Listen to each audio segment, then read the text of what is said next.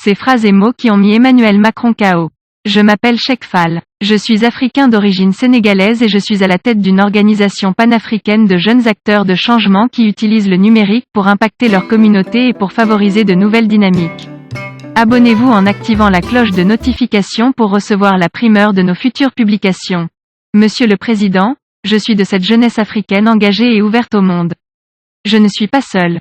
Nous sommes des milliers, des millions à vouloir porter l'Afrique et être les leaders du monde dans un futur proche.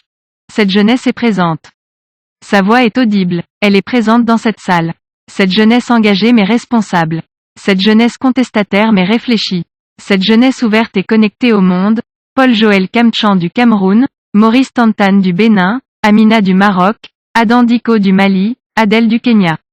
Elle est diverse et plurielle et est bien représentée dans cette salle. En venant ici, nous avons pris un grand risque que nous assumons.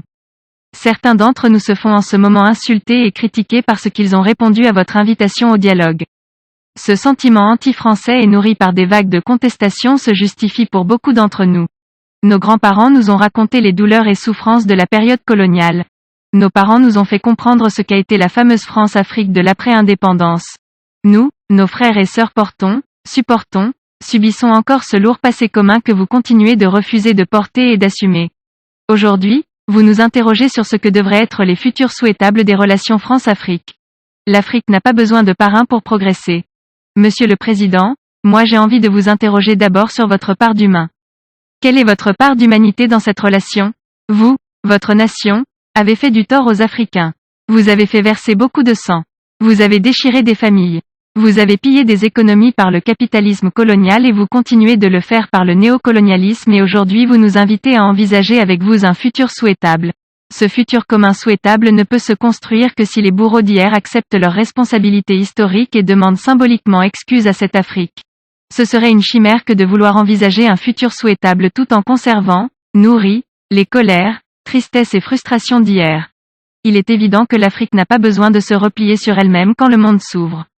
Mais l'Afrique n'a pas besoin de parrain pour progresser. Certes, nous n'avancerons pas au rythme des autres, mais nous avancerons dignement, sur nos valeurs d'abord et sur des principes éthiques de coopération et de partenariat. Nous ne sommes pas des passéistes, nous nous inscrivons dans une logique de se donner de meilleurs outils pour aborder un futur ensemble. S'il devait en avoir un et nous pensons que oui.